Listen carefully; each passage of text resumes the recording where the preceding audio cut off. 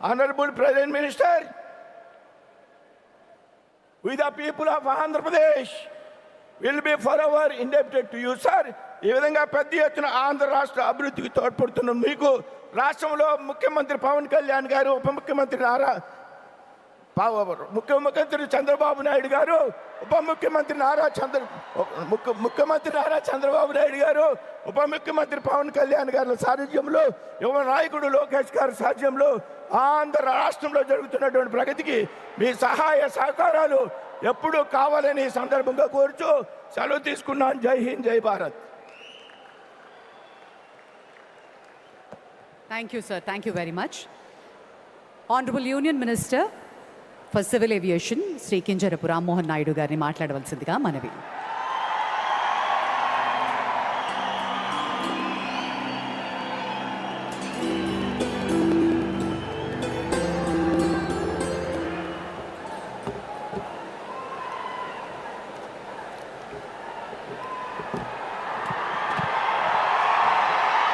అందరికీ నమస్కారం.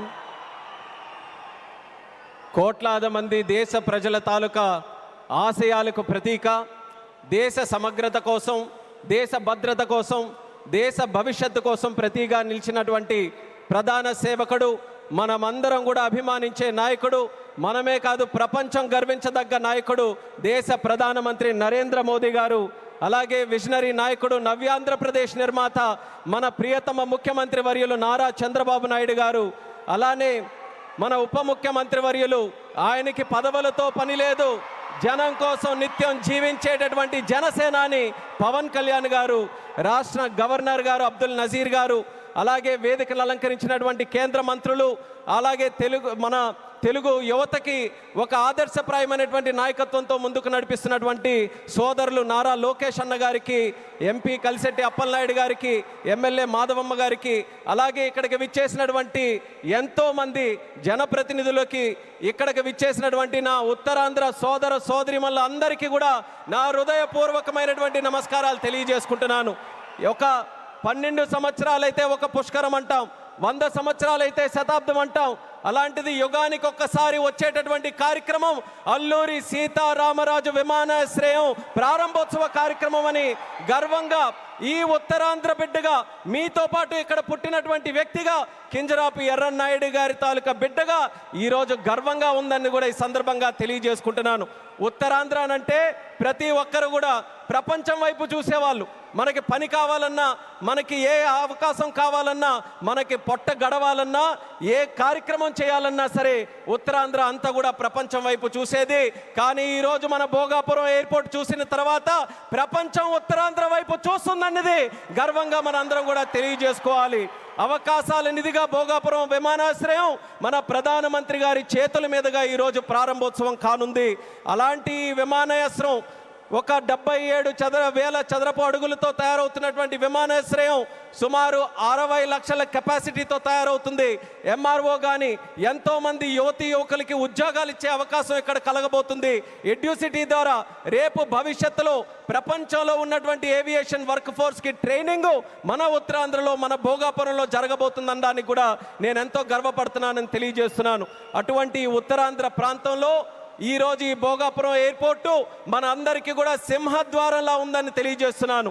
ఇచ్చాపురం నుంచి పాతపట్నం, పాలకొండ, శ్రీకాకుళం, అలాగే బొబ్బిలి, పార్వతీపురం, విజయనగరం, అరకు, అనకాపల్లి, విశాఖపట్నం, ఈ ఉత్తరాంధ్రలో ఏ ప్రాంతం తీసుకున్నా సరే అందరికీ కూడా సమాన దూరంలో ఉన్నటువంటి ఈ భోగాపురం విమానాశ్రయం మనందరికీ కూడా సింహద్వారంలాగా పనిచేయబోతుందని తెలియజేస్తున్నాను.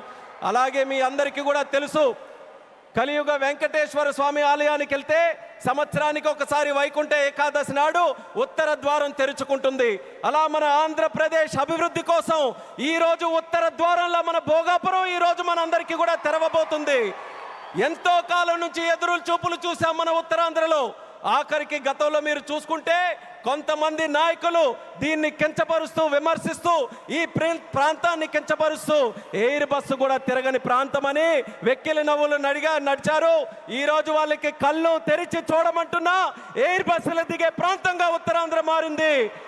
ఈరోజు ఎలక్ట్రిక్ బస్సులు వచ్చే ప్రాంతంగా ఉంది. రేపు పెద్ద పెద్ద కంపెనీలు కంపెనీలనంటే దేశంలో ఉన్న కంపెనీలు కాదు, అంతర్జాతీయంగా ఉన్న కంపెనీలన్నీ కూడా మన భారతదేశంలో, మన ఆంధ్రప్రదేశ్లో, మన ఉత్తరాంధ్ర ప్రాంతానికి రాబోతున్నాయి. వాళ్ళ బస్సులు కూడా ఇక్కడే తిరిగి మన యువతి యువకులకి అన్ని ఉద్యోగ అవకాశాలు కూడా కల్పించబోతున్నాయి. ఇలాంటి పవిత్రమైనటువంటి భూమి మన ప్రాంతంలో తీసుకుంటే ఒక పక్కన ఆధ్యాత్మిక ఆలయాలు శ్రీకూర్మం, శ్రీముఖలింగం, అరసవెల్లి, సింహాచలం, అలాగే రామతీర్థాలు, పైడితల్లి అమ్మవారు, ఇలా ఎన్నో పవిత్రమైనటువంటి దేవాలయాలు ఇక్కడ ఉన్నాయి. మరొక పక్కన పర్యాటక రంగం, కొండలు, సముద్రం, అలాగే దానితో పాటు ఈరోజు ఉత్తరాంధ్ర దిశని మార్చే విధంగా చంద్రబాబు నాయుడు గారి తాలూకా నాయకత్వంలో గూగుల్ లాంటి సంస్థ ఇక్కడికి వస్తుంది. ఆర్సెలర్ మిట్టల్ స్టీల్ ప్లాంట్ వచ్చింది, రైల్వే జోన్ మనకు వచ్చింది, మూలపేట పోర్టు మనకు వచ్చింది. ఇలా లెక్క పెట్టుకుంటూ వెళ్తే ఏ ప్రాంతంలో జరగనటువంటి అభివృద్ధి ఈరోజు మన ఉత్తరాంధ్ర ప్రాంతంలో జరుగుతుందనేది యువతీ యువకులందరికీ కూడా నేను గుర్తు చేస్తున్నాను. ఇక చేయాల్సింది మనం ఒక్కటే, మనకి 2 విజన్లు ఉన్నాయి. స్వర్ణాంధ్ర విజన్ బై చంద్రబాబు నాయుడు గారు, వికసిత్ భారత్ విజన్ బై నరేంద్ర మోదీ గారు. మన యువతందరం కూడా కలిసి ఆ 2 విజన్లు 2 కళ్ళులాగా మనం అందరం కూడా ముందుకు నడిచి అత్యంత సుందరమైనటువంటి, శక్తివంతమైనటువంటి భారతదేశం తయారవడానికి ఈ 2 విజన్లు కూడా మనం స్వీకరిస్తూ ఇక్కడ ఉన్నటువంటి యువతి యువకులందరూ కూడా ముందుకు రావాలని మరొక్కసారి వాళ్ళందరికీ కూడా పిలుపునిస్తున్నాను. ఒక ఎయిర్పోర్ట్ ఎక్కడైనా నిర్మించామనంటే, నేను కేంద్ర మంత్రిగా అయిన తర్వాత ప్రధానమంత్రి గారి చేతుల మీదగే సుమారు 16 ప్రాజెక్టులు ఇక్కడ ప్రారంభించాం భారతదేశంలో. కానీ ఏ ఎయిర్పోర్ట్ ప్రాజెక్టు కూడా ఇంత ఘనంగా 2-3 లక్షల మంది ప్రజల తాలూకా ఆశీర్వాదం మధ్యలో, ఇది ఏదో ఒక రాష్ట్ర పండుగ అంటున్నారు. ఇది కేవలం రాష్ట్ర పండుగ కాదు, ఉత్తరాంధ్రలో ఉన్నటువంటి ప్రతి ఇంటి పండుగ ఈరోజు ఈ విమానాశ్రయ ప్రారంభోత్సవ కార్యక్రమం, అందరి గుండెల్లో ఉన్నటువంటి కార్యక్రమం. అటువంటి కార్యక్రమానికి మనం నిజమైన అర్థం ఈరోజు సాకారం చేశాం. అర్థమనంటే భవ్యమైనటువంటి ఒక బిల్డింగ్ కట్టడమే కాదు, దానికి చరిత్ర గుర్తుండిపోయేలా మన్యం వీరుడు అల్లూరి సీతారామరాజు గారి పేరు పెట్టడం, ఇది ఒక చరిత్ర అనేది కూడా తెలియజేసుకుంటున్నాను. అడవుల్లో ఎక్కడో వినేటటువంటి పేరు, అడవుల్లో వినేవాళ్ళం అల్లూరి సీతారామరాజు అని. అలాంటి ఆ పేరుని ప్రపంచం మొత్తం మారుమోగుతుంది.